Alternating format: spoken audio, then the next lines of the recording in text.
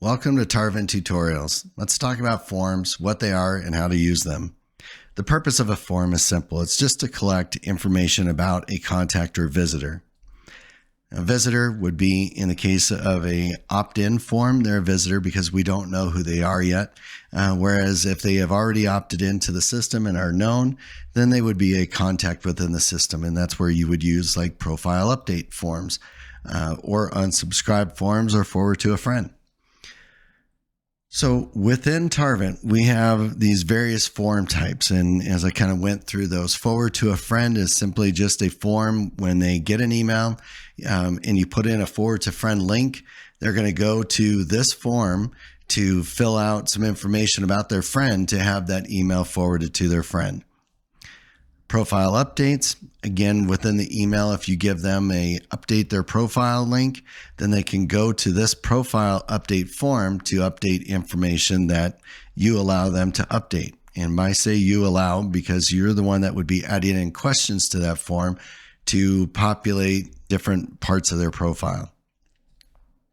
Now, these forms give you full control over what they look like. And the reason we do that is because we at Tarvin believe that any customer touch point should have all of your branding and be able to look almost or exactly like your website, and keep all the branding very consistent. So in the case of any of these forms, you are always able to edit all the different aspects of that.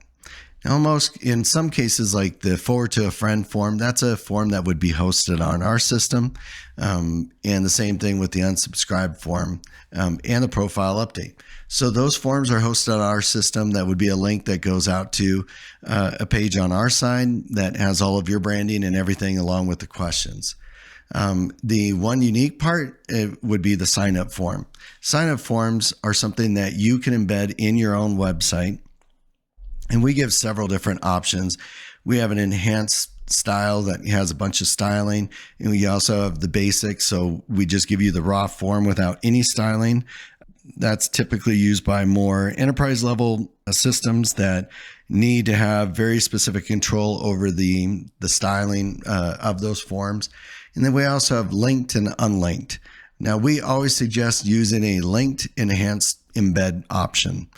And all that means is that by it being linked, we're going to give you 3 lines of HTML. You're going to put those lines into your website, and that's it. You can edit the form on our side, and when you do those edits, they're available real time on your website. You don't have to update code on your website. There's nothing you need to do other than edit in our system and hit save. And that linked enhanced form has all the styling and everything it needs to work really, really well within your website. And that's how people will be able to opt into your audience that you have the form tied to. Now, in addition to that, we have several different question types that you can use. So those question types could be like text boxes for first name or last name. We'll have a birthday question type. So just ask for month and day, or we have a date input type that asks for month, day, year. We also have more advanced question types like matrix questions that says, tell me how you feel about the following 5 things. And then you have maybe 4 or 5 different feeling ratings that they can select from. So we have a number of different question types that you can use within your forms.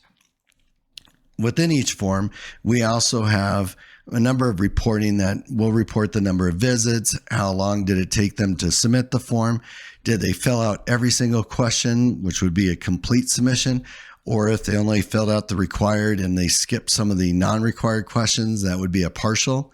And then we also give you a breakdown for each of the answers, like in the case of a dropdown, that you're giving them several different options to pick from. Then we'll show you how many people selected each of those answer options. Now with that, you can also have multiple forms of the same type. So for instance, with a sign-up form, you can have multiple forms or multiple sign-up forms. That's great, especially when you're using maybe an external landing page system. You can have a sign-up form specific to each of your landing pages because maybe that landing page targets a different type of of contact. So you're going to collect different information for them than you would in a different landing page. So you can create multiple sign-up forms that are all tied to the same audience, that are all tied to the same profile fields, or the same profile fields will be available. But you would be able to create questions that are different depending on how that sign-up form is used. So I use sign-up form, but you could do the same thing for profile updates, for forward to a friend. So if you have multiple brands and you are using the same audience, then you can change your branding or do whatever you see fit. But you're in control of that, and you can have an unlimited number of forms by form type to handle that. The only other special thing about a form is on the unsubscribe form, as well as, the unsubscribe, the sign up and profile update. But it's really important on the unsubscribe is that you can use a group question. And what I mean by a group question is like an interest groups. So you can create public groups, and then those public groups can display in your unsubscribe form that allows the contact to unsubscribe from specific groups instead of unsubscribing from everything. So maybe you have a group for weekly email, you have a group for daily email, you have a group for, hot buys, or any number of different public groups. Instead of unsubscribing from everything, you can make some public groups that are interest that would allow them to say, I no longer want the daily, but I still want the weekly and the hot buys. So those are things you can do within these different forms. And that group question is actually available on all the question types except for forward to a friend.